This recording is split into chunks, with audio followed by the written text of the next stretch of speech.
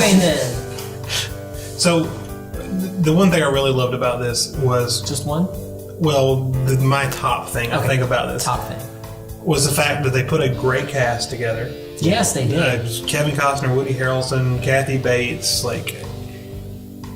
and they just... It reminds me of the old, almost like black and white films, because they got these great actors. They gave them a really nice, backdrop to sit in, and they just kind of let them do their thing. Like Woody Harrelson be Woody Harrelson, Kevin Costner be, Kevin Costner, let Kathy Bates do her thing, and they all do it so well. And then you've got an interesting story that is pretty notorious. Yeah. Has a lot of notoriety. Notorietous? Yeah, right. I don't know where I was going with that. I speak real good. And there's just, again, it's almost refreshing from the fast-paced blam. Somebody's got to be saying something every, half second, and we've got to have the cameras cutting in action, and blah, blah, blah. You mean the ADHD movies? Yeah, that we put out now. And there's a lot of them just riding in the car, and there's just kind of silence, and the car kind of comes by.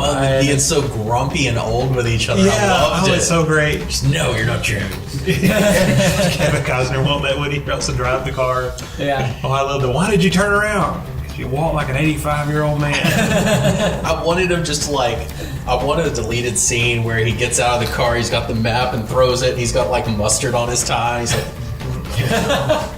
That would have fit right in, actually. Yeah. And it was really, really neat because it's the story of Bonnie and Clyde. Yeah. But it's not. It's the story of Frank Hamer, who is the person that's hunting down Bonnie and Clyde. Yeah. And it's a story everyone should know.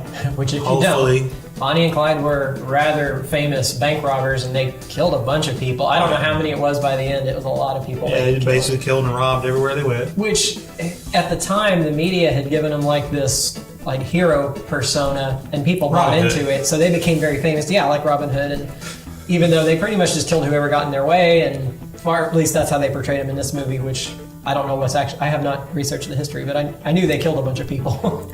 Well, and so at the time Bonnie and Clyde came out, they were romanticized, I guess you could say. And they were romantically involved as well. Yeah, they were kind of like pop stars, or movie stars or whatever. And then, they put out movies, and the movies always went along those lines. We follow Bonnie and Clyde, but we've never really had one that follows Frank Hamer, who's the guy trying to hunt him down. That's Kevin Costner. Right. And it's really neat to watch the same thing from a different perspective. Yeah. And I mean, really, if you think about it, they're not nice people. They're killing and robbing and stealing, and it just never, because it has been so romanticized, it's just always kind of this, almost like a fantastical fantasy thing, right? Yeah. Like it's not real life, but it's real life. And plus their names just roll off the tongue so nicely. Bonnie and Clyde, just like Sonny and Cher. It just has a ring to it, although I don't think Sonny and Cher killed as many people. No, not quite. Not yet. And I'm sure they changed some things to make the good guys better and the bad guys worse, for filming. I have a specific example. Yeah. I don't want to quote, but I will talk about it later. It'll be a spoiler for the... Yeah, which, gotcha. But at the same time, I liked the fact that Frank Hamer, Kevin Costner and Woody Harrelson, their characters are not perfect people. They are killers. And that's the whole point of the movie is the police are trying to catch them, the FBI is trying to catch them, and they're like, look, we can't catch him. He said he's not coming in alive. He's shooting his way out of everything. Yeah. We need a killer. Somebody go find me a killer. Send the killer to go kill him. They refer to him as manhunters at the beginning. Yeah. And I... Which I didn't know about, and I'm assuming that it's all completely accurate. The Texas Rangers being disbanded by that governor and then reinstated by the next governor. Not necessarily by that governor, but there was some disbandment and unwillingness to bring them back together. Apparently they had been doing some bad stuff too, and just being unchecked and just I am the law. I am the law, exactly. Slamming down. Judge dreading it. Yeah. One riot, one ranger. That's where that comes from, I'm sure. Yeah. No, actually, that's something different. But the reason they got disbanded is because they were taking the law into their own hands and not really, not answering to people like they should. But Okay, so I have a philosophy, and I'm sure. Extraordinary times call for extraordinary measures. Well, no, I mean, kind of, yeah. But, and I have a feeling Harry may disagree with me on this. Oh, goody. But Where's my popcorn? the world needs hard people. There are people that have to make hard decisions. There are people that have to do hard things. Sometimes there are people that have to be killed. Bonnie and Clyde, he said, and I fully believe that they meant it, I'm not coming in alive. If you're going to take me, you have to kill me. Mm-hmm. And no amount of politics or policy or whatever, we need somebody to go shoot this man, who can shoot him before he can shoot them, because they were really good at it too, apparently. Yeah. And man, we need somebody better. And I'm kind of worried about the world we live in right now, because those hard men are fewer and farther in between. And if anything arises and we need, I mean, I don't know, like I grew up with my grandparents, and my grandfather fought in World War II, and he was a hard man. Like if it needed done, it's going to get done. Yeah. And a lot of times, like I try to, that's kind of ingrained in me, right? Right. But this may not be the nicest way to do it. This may not be the most politically correct way to do it, but it needs to be done. It needs to be done now, and this is going to have to happen. And I really felt in the movie that's Frank Hamer. That's that hard man. Yeah. And he may not have been, you know, again, they make him out to be a perfectly okay guy, right? He may not have been. But he was the right man for the right job. Yeah. Come do this. And that's one of the things I really like, because Woody Harrelson wasn't that man. Yeah. Like Woody Harrelson was his partner. He needed backup. Yeah. But Frank Hamer was that man. Yeah. And like he had to go do it, and he needed help. But when Woody Harrelson kind of plays that right, he's just not that. So in the show, Hamer's very square, very stiff, old cuss. Yeah, and he's and Woody Harrelson's like, you know, maybe if we didn't do it, so that, you know, and yeah, he's like, no, this is the way we do it, and that's probably why he lived, you know, as long as he did, and didn't, because and it's in the trailer. So, but there's that great scene where he's like, how many bullets you got in you? And he's like, 16 or so, I think. And he's like, I don't have any in me. He's like, I know, because I was your partner. Because I was covering you. Yeah. So like, yeah, there's that. So I'm not going to disagree with any of that you say. I'm going to add one thing I thought you were onto it, but which is that the movie does highlight that point. There's a time and a place for certain kinds of people, but it also kind of gets a point across that doesn't necessarily make them a hero that you should idolize. That there were things about him that he was not proud of, that he had done. Murder or killing or self-defense doesn't make you a heroic figure. How you handle that does. And I thought that it was interesting, you were talking about Woody Harrelson's character. He's the only one that is willing to address and accept the past that had gone through. Frank is silent. Mm-hmm. He is mum on any sort of mention of it. But when it comes to that conscious acknowledgement of what has been done and how to deal with the weight of that, that's where Harrelson's character, his line showed up. Yeah, and that's one of the reasons I really liked his character. He was, because again, like that's not me. Like I know, like I'm not that. I can't do the stoic. Like I can't. Yeah. It's just not me. But I could kind of see more of me in Woody Harrelson. Like I want to be there. I want to help you. But when it comes down to it, I may not be the one you need, but he was the one that you needed. And at the same time, in order to do that, maybe you don't have a conscience. Maybe you don't have whatever, and I don't know if the stoicism was like the regret from past things, or was the stoicism just part of his, personality. And that's why he can do the things he can do. But then, like you said, you've got Woody Harrelson, he kind of tells the story to everybody, right? Yeah. They sit around the table, and Woody Harrelson's like, "Oh yeah, we did this and that and the other." Frank never says a word. He goes out and sits on the porch and watches the sunset or whatever. Everybody else gets wider and wider eyed as he's talking. Like, I wish I hadn't asked about that. I think it's kind of a point that people who are younger, probably the next generation, need to see in a movie, because we've gotten enough years after there's been a large military involvement in other countries that people may not be aware. And every now and then I'm always shocked when I hear it, but you see someone who's like a late teenager or a middle teenager, it's like, oh yeah, tell us what you did over there. And it's like, no.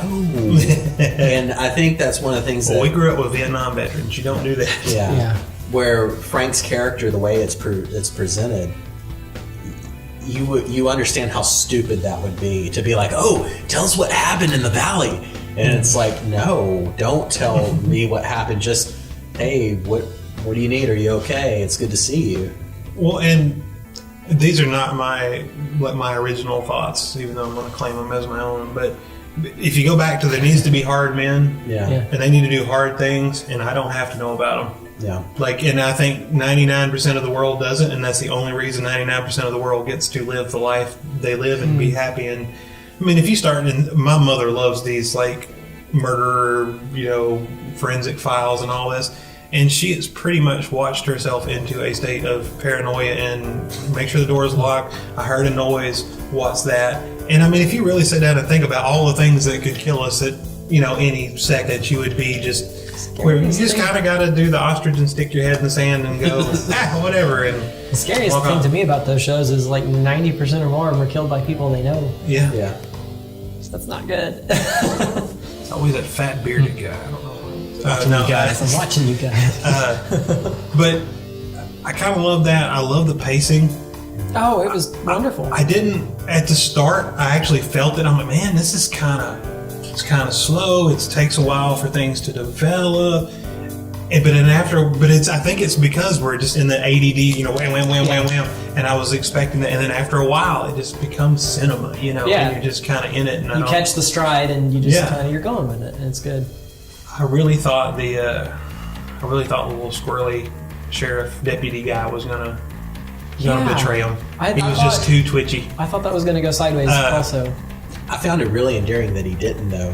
Oh, yeah. I thought that really kind of shows the soul of the audience, and we understand the hype about the Bonnie and Clyde news media story of lovers robbing banks, but we may identify with some of the emotions that's being portrayed, but they're not the heroes. And it goes back to what I was saying before, but I really love the one scene they pull up to the gas station and Frank gets out and he asks the gas station attendant, you see, what was it, a Ford sedan or whatever, yeah. And the guy's like, I ain't seen nothing. Even if I had, I wouldn't tell you nothing. And so he beats the tar out of the guy. And he's like, how about now? And then he gets what he gets the information he needs. Like, sometimes you need that guy. And I do like the fact, and again, they didn't show Bonnie and Clyde's face until the end. Which was amazing. That was such an amazing artistic because choice. The story was not about them, it was about Frank. So you couldn't glorify him because you couldn't see him. But every time you saw him, it was always either like neck down, or it was far in away. The car, or far away, or from the back. Annie and the Muppet Babies. Yes, exactly like that. Not the reference I would have went with, but okay. But yeah, it like shows the them. Who's always behind the fence. Yeah, Wilson. But yeah, every time you see Bonnie and Clyde in this, they're doing something horrible. They're and they're doing it in like horrible ways, like Nanny on the Muppet Babies. It gets more clear every time. I get it. There's that scene with the cops, and they shoot the cops in the street, and she walks over and just flips him over and shoots him in the face. And then Frank makes a point to point out, which I guess was exposition for the audience, but he's like, she didn't just shoot him while he's laying on the ground wounded. She flipped him over. Right. So that he could watch her, shoot him. Like, these are not good people y'all are idolizing and making heroes out of. And he's like, they need killing and they need stopping, and y'all need to help us instead of harboring them. I think one of the reasons why this movie right now is so important, I think it's the right movie for the right time, is because people need to stop with the whole generational wars. They need to stop saying, "Oh, the millennials now, they're so messed up. Like they'll post anything on social media with their tweet space, and they'll look at the people they think are their heroes, and they got no respect for the law and this, that, and the other." And it's like, no, go back to this time frame. It was the same thing. Like, people were making heroes out of cop killers. Can you imagine if they'd had Facebook? Yeah. Oh my gosh. Lord. People were calling, all the cops. I can't remember. It felt like they called them pigs at some point. Like, there was just this negative opinion toward law enforcement, and it's not new. But you know what? Since you say that, that was media driven. Yeah. Just like it is now. Exactly. But it was, nothing's changed. No, that's true. Because it was the newspapers then, and they were portraying them as heroes and The biggest difference is that it was during the Great Depression, so there were a lot more. The poverty was a lot more rampant. No difference. It's all started. Like, if you go back and you look at when the whole people's 2008 when the concerns, housing crisis happened. yeah, that's when it started, because that's whenever the first instance that made national attention in Arizona happened with police misconduct, and then it continued for the next 5 or 6 years. Yeah. See, I would disagree very slightly. Like, I don't think I actually fully disagree with what you just said. But, so if they're in the Great Depression and the paper is portraying them as bank robbers and the paper is portraying them as Robin Hoods. Right. They're robbing these rich bankers that took y'all's houses and they're giving the money back to the people. Then they're being incorrectly portrayed as heroes, and people are latching on to that.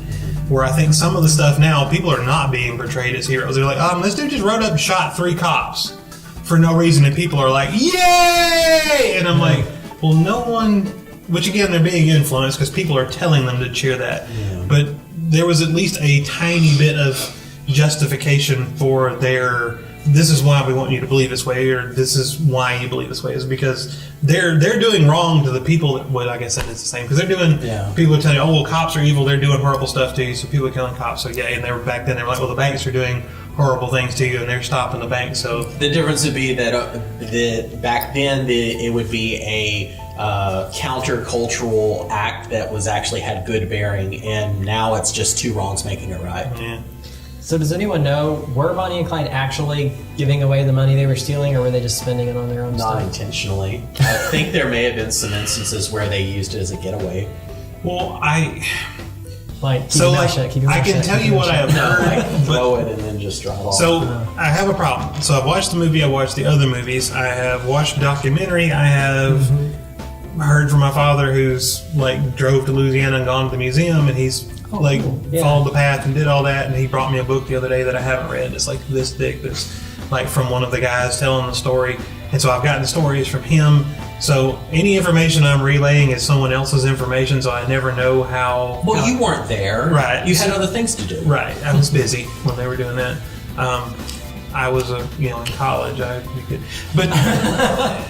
But supposedly, when, and this is not in the movie, but supposedly when they're killed at the end, there was like $50,000 in the trunk of the car because they were basically hoarding the money they were taking, that it just disappeared. Now, whether that was something someone said to try to, oh, well, these cops aren't good as you think they are, or if they did, the 5 of them went out there, shot them, and went, oh, a trunk full of money, yoink, and then, and then back then no one knew about it, so I don't know. Well, they didn't have body cameras or anything, so it's like... Right, but I don't think... You really went there, didn't you? Oh yeah, I went there. We'll never know. But yeah, I don't think they were probably doing it near as nice as the paper was making them out to be. Here's like a really weird particular thing that I will be the only person that cares about in the entire world. But I really liked how they talked about some of the political issues that were going on in Texas at the time. They're talking about, the governor, why she was the governor, what was going on with her husband, the prison systems, the Rangers being disbanded, the possible creation of the Texas Highway Patrol. All of that were discussions that were going on at that time, and I thought that was really good to put in there. Here's where I'm torn. Because those were relevant to the story, and because I think that those kinds of issues are important today, would it have been helpful if they accurately portrayed the political parties associated with the different arguments? Because they were mostly just mum on it. No pun intended. You mean they didn't have a political association? Yeah, There they were didn't just say people that were. who was Republican, Yeah, I who was couldn't even tell you Democrat. what the governor was. No. They didn't say. But there was a very big political change that was going on during that time. And I like the fact that it's not there. I thought it's nice that they have the issues. They needed the issues are fine. talked about. I don't need politics. Yeah. So that's fine. You know what I would like though? I watched a documentary on Frank Hammer, and the dude basically the story starts and they're retired, they're old. He did all kinds of crap, just as equally amazing as this story throughout his entire life. Yeah. I want to see that too. Like they need we need a prequel. Like, We need a series, like Yeah. the HBO series. Pay attention, guys. Game of Thrones is ending. You got to fill it with something. Frank Hammer, come on. and I would love to see, which he tells some of the stories, through that, and Yeah. apparently those were Mostly pretty true. close to Yeah. the way it was. Mostly So it would have been interesting to Yeah. see that portray out. So that was the only thing when the movie was over, and I watched this documentary. I was a little sad. I was like, man, because they just. Which I know it's a Bonnie and Clyde movie from a different perspective, so they basically start with Bonnie and Clyde. But I would have loved to have seen, he tells you how he got into law enforcement, which was a crazy story, which was pretty accurate. Some of the names were changed, but and it's just Going back to your thing, episodic films that are hosted by Kevin Costner and like just kind of little things that are about what had happened with the Texas Rangers. what's the law enforcement show? It's on HBO or Starz or one of them. It's supposed to be True Detective? True Detective. Like I would have loved to have a True Detective style, but just do the laugh of start when he's working on the farm and gets shot. And I mean, wouldn't you love to see the story Woody Harrelson tells that at would the be a great end? first episode where he's saving up the money to be a parson or go to Parsons or whatever, and then he's like guy offers him money and like that whole bit, and then end it the way. Coming back to Game of Thrones, the way that first episode ended with that shocker ending, it's like, yes, there will be more. that'd be a fun story. Well, But wouldn't you love fun to? story. I want to see Yes, the story I would Woody watch Harrelson that. told. I want to see that. Yeah. would watch the heck out of that. All right. Sounds exciting. No, and I think people like it. I think people are going to like Highwaymen. It does not fit that ADD wham bam take you ma'am formula, and I don't know if That's the kind of movie that made me think rated R movies were great, I know, because it's just a great movie. Happens to be rated R for the bloody violence. but I don't know if like a mass audience is going to sit down and go, this is really good, because it doesn't have what we're used to. I would recommend this for people who love Westerns. Yes. And they want to see an in-between Western movie that is just post-horseback. Well, if you want westerns or a gangster, if you like the gangster movies, I think that fits in. You've got all of it. Yeah. It's like Unforgiven, but not. Yeah. I love the line where he's like, how'd they find out about that? Well, they have the wiretaps. The federal. He's like, oh, they can do anything nowadays. Or had the radio in the car. Yeah. On the radio. I also love the scene where Kevin Costner goes into the gun store and buys every gun. Oh in the my store. gosh, that was. He's like, he had a list at of. first I thought, Which is one he do you just kind want? of checking out what they're using? I'm like, no, he won't. Yeah. It's what Bonnie and Clyde had. He wanted it too. Yeah. And they go. He takes Woody Harrelson out to the woods. He's like, hit that sign over, and he's got the revolver, and he can't And you get it just- anymore. He just pulls out was it the Thompson or something? He said it was equivalent to a BAR, and I don't know what it was, but it was. Yeah, and he just unloads on Yeah. it. Woody, I was like, you have another one of those? Can I have one? Yeah. It was a great scene. Great scene. Great movie. Great scene. Great actors. Yes, and it's on Netflix. Doesn't cost you anything. Extras Assuming and you what have you're- Netflix. Yes, we have Netflix. So yeah. Yeah, watch it.